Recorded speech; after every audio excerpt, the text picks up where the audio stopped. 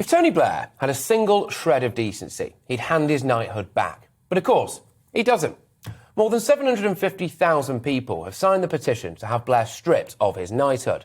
But we all know this won't have any impact on Sir Tony, because, after all, 1 million people took part in an anti-Iraq war march, and that didn't stop him dragging us into that mess, did it? What is Blair's legacy? As I see it, Iraq is a pretty good place to start. The Chilcot report is absolutely damning. In a nutshell, it says that Blair didn't tell the truth on Iraq's weapons of mass destruction, on his deal with George Bush, or the risks of future fallouts from the conflict. There have been more than 1 million excess deaths as a result of Blair's push for war in Iraq. Many of them civilians, many of them children. 179 British troops died in Iraq, and I'm just going to quote now the mothers of some of the young men who died in that needless war. Rose Gentle is the mother, Gordon Gentle, a 19-year-old from Pollock who was killed in 2004 by a roadside bomb. She said, "Instead of standing in front of the Queen, being made a sir with that stupid grin on his face, he'd be better going to the cemetery and standing in front of my son's grave to see what he's done." I'm inclined to believe Rose on that one. And it's not just Iraq, is it? It's Afghanistan as well. Hazel Hunt, whose son Richard sadly died over there, is thinking of sending back the Elizabeth Cross that her family received as a mark of protest against Blair's knighthood. Another military mother, Caroline Whitaker, who lost her son Gareth after he was shot dead by an Afghan police officer in 2012, said that she felt the establishment was making a mockery of hers and other children's deaths. And I think that's what Blair's knighthood does, really. I think it washes his hands clean. Well, not quite. I mean, there's not enough soap in the world for that, in my opinion.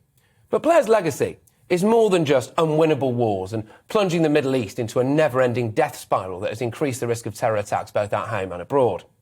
There's, of course, the secret deals with the IRA as well, isn't there? Under the Good Friday Agreement in 1998, more than 500 convicted terrorists were released early, and nearly 200 IRA members on the run were given letters of comfort, saying that they wouldn't be pursued. Meanwhile, of course, veteran Dennis Hutchins was hounded to death by being dragged before a court in Northern Ireland to account for his actions during the Troubles, some 50 years previous. But let's look even closer to home, shall we? Immigration. Blair made a conscious decision to irreversibly change Britain's demographics. In 2004, 8 countries in Central and Eastern Europe, including Poland and Hungary, joined the EU as part of the bloc's enlargement project. Blair chose not to put a block on the amount of people who could come. And for the decade that followed, net migration to the UK from these new member states topped 423,000. Asylum seekers were also reportedly waved through as economic migrants. Blair really set the ball rolling on mass migration, and entire communities, entire cities have changed forever. And then, of course, there's education, education, education.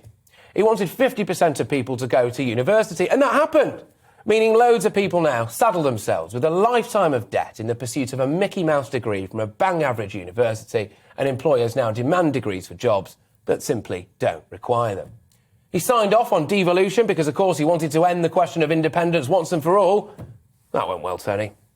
He's kind of like the ultimate champagne socialist, isn't he? The Pandora Papers, apparently, revealed that Tony and Cherie Blair did not have to pay £312,000 in stamp duty when buying a £6.4 million London townhouse. The couple bought an offshore firm that apparently owned the building. That's obviously according to reports. And the Telegraph also reported that the Blair Institute made millions by advising Saudi Arabia's Crown Prince, the man widely believed to have ordered a journalist to be carved up with a bone saw in a Turkish embassy. The effects of Tony Blair's premiership are still being felt right across the UK. The blood of those who died is splattered across the Middle East. The education system will never be the same again. Neither will Britain's demographics. Now, in my opinion, ladies and gentlemen, the only way that he should be getting down on bended knee in front of our Queen is to beg for forgiveness.